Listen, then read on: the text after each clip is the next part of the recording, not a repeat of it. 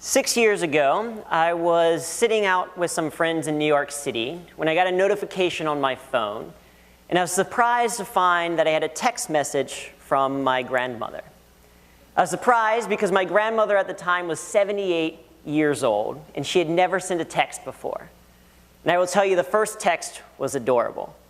It read, "Dear Andrew, trying out texting, love your grandma." It's like, aw. She thinks it's a letter. So I sent her a message back. I was like, "Hey, Grandma, it's a text. You don't have to include all that." Her response was, "Dear Andrew." Okay, love your grandma. My favorite part is that it's always love your grandma. Like if it was love grandma, I'd be confused. If it was like, "Dear Andrew, have a good time in Texas. Love grandma," I'd be like, "Grandma? Who's grandma?" Right, but my grandmother's still figuring some things out. A couple of years ago, I went to Switzerland for some work, came back, sent a message to my grandmother. I was like, "Hey, Grandma, I just got back from Switzerland." Her response was, "Dear Andrew, Switzerland, ? WTF?" All right, so I called my grandmother up and I was like, "Grandma, what do you think WTF means?" And she was like, "Oh, well, someone at Bridge told me it means, wow, that's fun." I was like, that is exactly what it means. So I'm not going to explain that to my grandmother. But over time, I've come to realize that I think the world would be a happier place if more people thought WTF, if more people were like my grandmother and thought, wow, that's fun. Because in 2012, I left my corporate job at Procter & Gamble to teach people about the value of humor. I've worked with more than 35,000 people at more than 250 organizations on how to be more productive, less stressed, and happier using humor. But when people hear what it is that I do, they are a little bit skeptical. Because no one thinks of humor as a bad thing. Is there anyone here that doesn't like to laugh? Anyone that's like, "No, I hate feeling joy in my body"? No, right? People think of humor as a nice to have. Oh, if I enjoyed my work more, or if I had some fun, it would be great. But if not, oh well. The reality is that humor is a must-have. In today's overworked, underappreciated, stress-filled, sleep-deprived culture, humor is a necessity. Because humor gets people to listen. It increases long-term memory retention, it improves understanding, aids in learning, and helps communicate messages. It also improves group cohesiveness, reduces status differentials, diffuses conflict, builds trust, and brings people closer together. It does these things, and this stuff, and on and on and on. And it's all backed by research, case studies, and real-world examples. And these are some impressive benefits, right? Humor can help you to look better, live longer, and make it rain, right? Because people who use humor are paid more. And anyone can learn these benefits, right? Because when I talk to people about humor or comedy, sometimes they're intimidated. That event that I went to in Switzerland a couple years ago that made my grandmother say WTF, it was to speak at a conference, and one of the other speakers at that conference was this gentleman. His name is Kevin Richardson. He's also known as the Lion Whisperer. If you've ever seen that YouTube video of a lion hugging a dude, that's this guy. He lives in South Africa. He raises lions from when they're really young, and they treat him as one of the pride. He's basically the human version of Rafiki from The Lion King. But Kevin and I were talking before the event, and he found out that I did stand-up comedy, and he was like, I could never do that. It's too scary. I was like, but you live with lions. Right? As if telling a joke is somehow scarier than living with lions. But so many people have this perception as if the ability to make people laugh is somehow encoded in our DNA. But the reality is that humor is a skill. And if it's a skill, that means we can learn it. Because I am someone who has had to learn how to use humor. Because I've done over 1,000 shows as a stand-up comedian, improviser, storyteller, spoken word artist. I've spoken or performed in all 50 states, in 18 countries, and on one planet. I have fans in more than 150 countries based on people who have accidentally come to my website. I've been called hilarious and smart, at least that's what my mom says. Right? And I've been seen on The Daily Show with Jon Stewart in the audience. I recently went to my high school reunion, though, and when people found out that I did stand-up comedy, they said, "But you're not funny." And in some ways, they're right, because I would tell you that this is not the face of funny. Right? There is a lot that's funny about this picture. None of it is intentional. Right? I have the blonde tips up top like I wanted to be in a boy band. Right? The theme was Into a Dream. I am no one's dream in this picture. Because growing up, I was never the life of the party or the class clown. My senior year, my senior superlative, I was voted teacher's pet. And this is going to surprise many of you, but it's because I am a nerd. And if you're wondering what type of nerd, the answer is yes. Computer, math, sci-fi, Dungeons and Dragons, Star Wars, Star Trek, Starbucks, all of them. But most specifically, I'm an engineer. I went to The Ohio State University, got a degree in computer science and engineering, and after I graduated, I started working at Procter & Gamble as an IT project manager. And that's what people expected me to do, because based on my personality assessment, that's what it suggests I should be, is a computer science engineer. But I have learned that we're not a personality assessment, because my assessment is I'm a type A, blue square, conscientious INTJ with the sign of Aquarius. That means I'm an ambitious, stubborn introvert who likes long walks on the beach. But I've learned we're not our personality assessments. They might give us insight into our behavior or tell us what motivates us or tell us which Disney princess we would be, Pocahontas. But they don't define us. Instead, we are defined by our actions.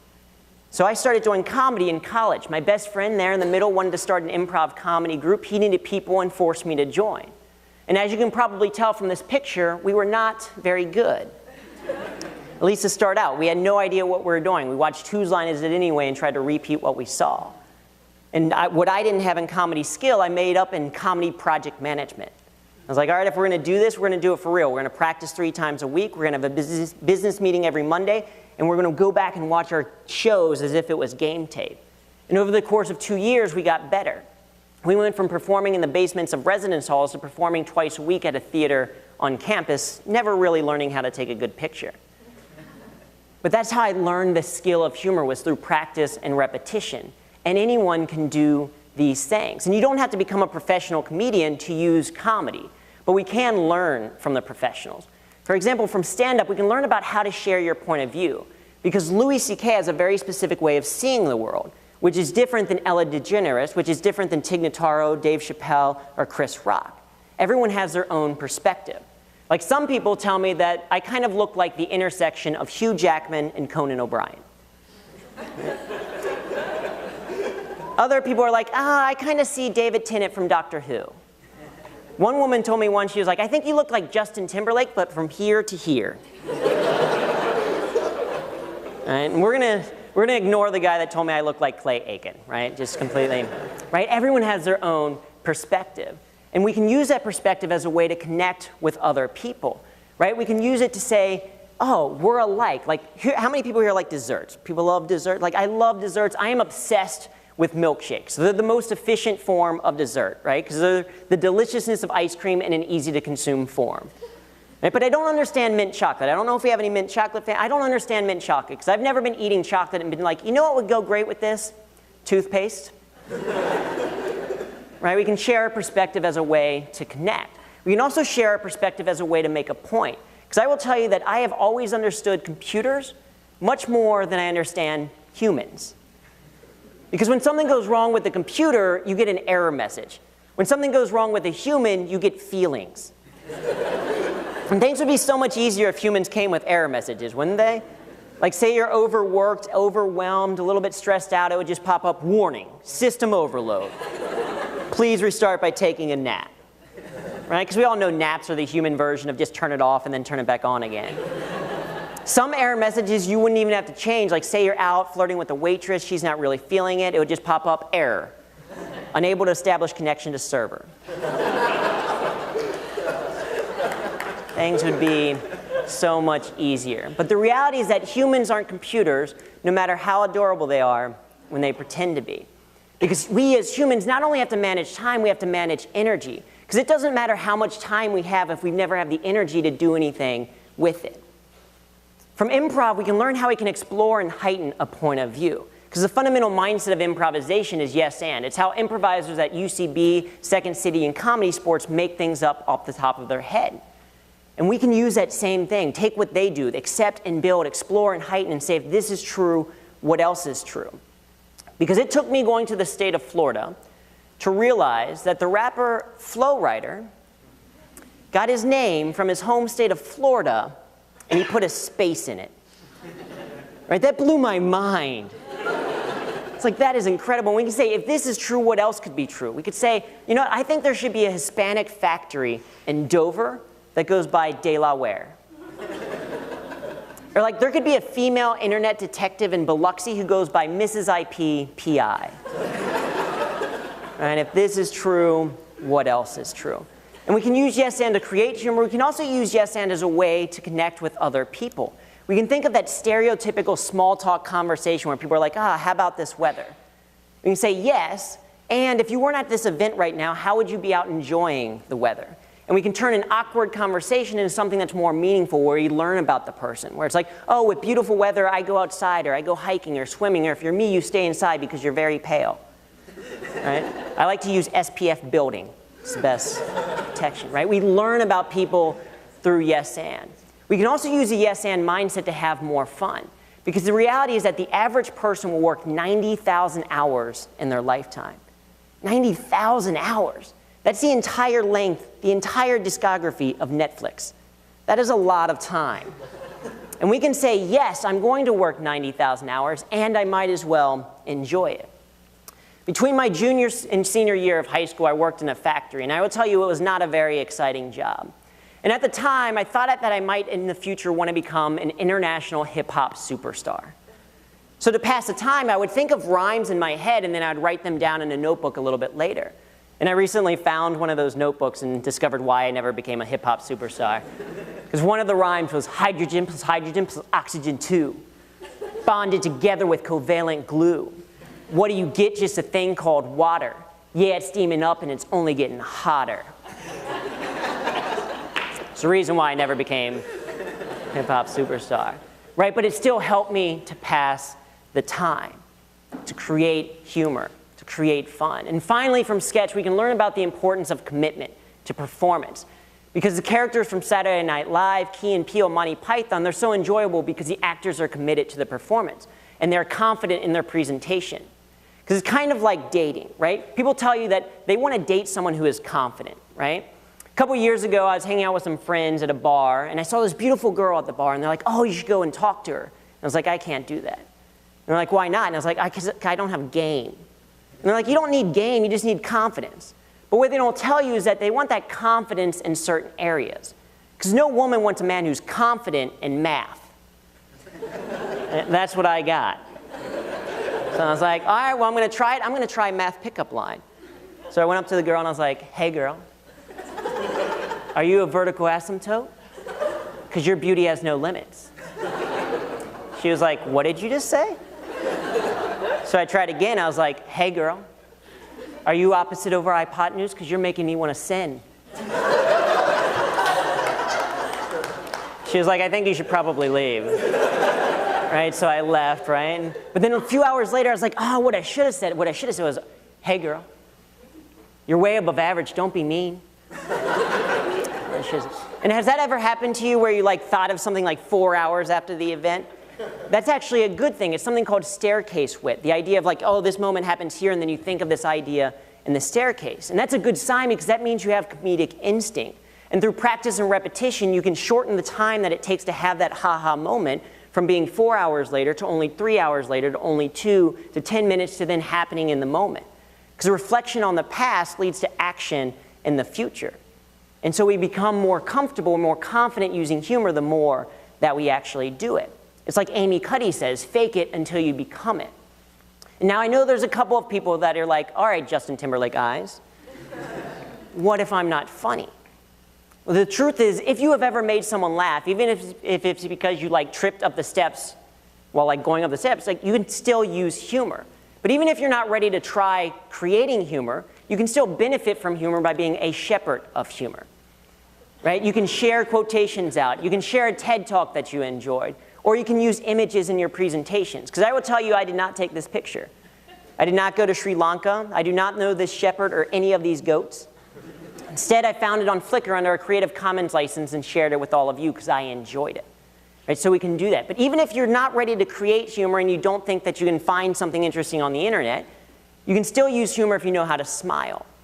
Because when we see someone else smile, we are primed to mirror that behavior with mirror neurons in our brain.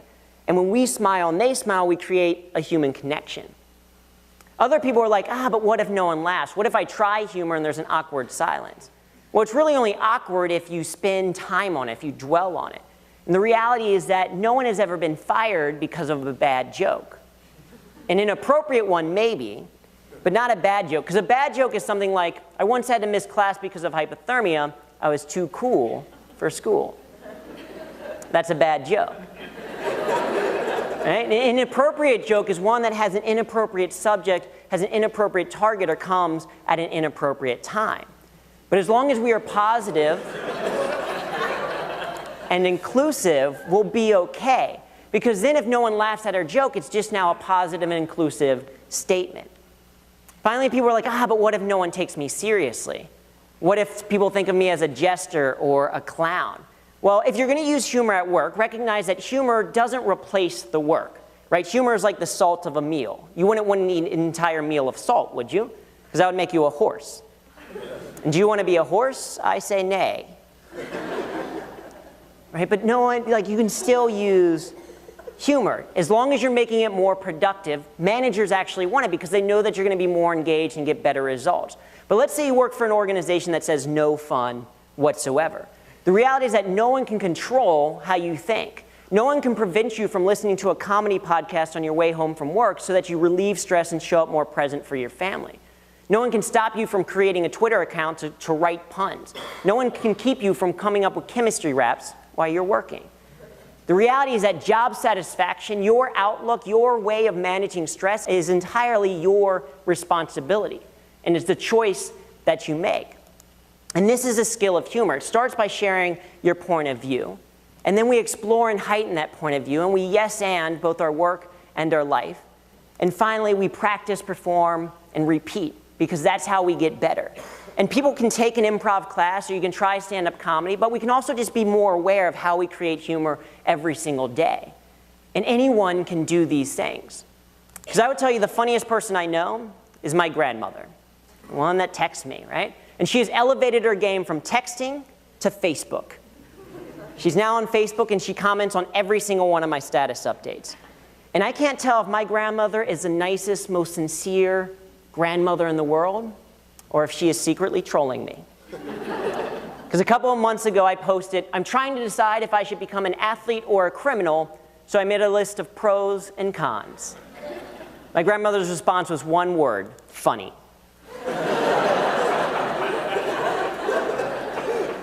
I was like, I don't know. Does she think it's funny or is she messing with me? A couple weeks later, I posted, I think a cozy bar that serves figs would make for a plum date spot. My grandmother's response was, ha, comma, ha. And there's like something about the comma, and I'm like, she's messing with me. Then a couple weeks ago, I posted, converting the numbers 51, 6, and 500 to Roman numerals makes me livid. My grandmother's response was, hey, this one is actually good.